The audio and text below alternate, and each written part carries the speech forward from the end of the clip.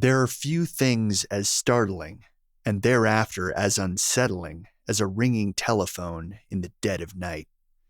It repeatedly stabs the air, then the ear, then the psyche, driving deeper and deeper, until finally it reaches and awakens the conscious mind.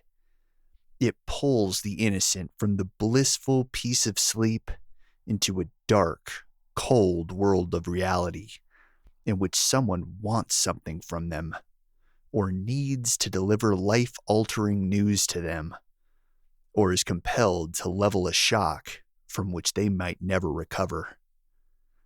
Even if the call rescues them from the throes of a fitful sleep, or the bizarre terrors of a nightmare, it hardly feels the rescuer. For until it is picked up, the ringing phone is a harbinger of the unknown. What is more frightening than the unknown? How many phone calls bring good news in the middle of the night? To even consider these questions makes it difficult to understand Herb Flay's glee, his absolute delight at being roused from sleep by his ringing phone. But once he was awake, sitting up in bed, and could identify the incessant noise, once he'd scooped up the receiver and managed a gravelly, "Hello?"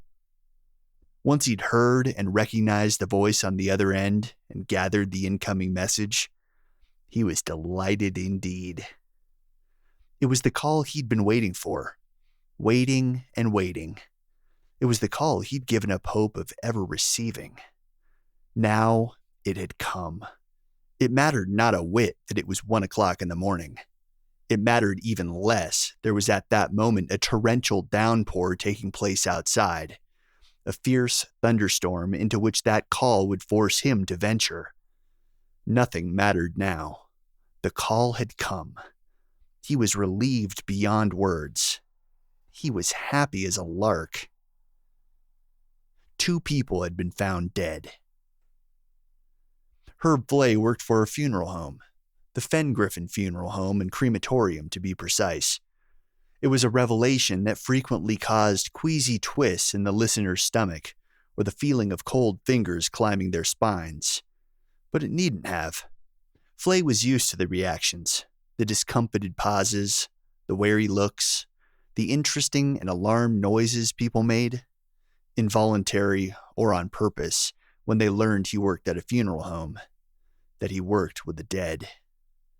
"Hey," Flay would tell them with a smile, "it's a living.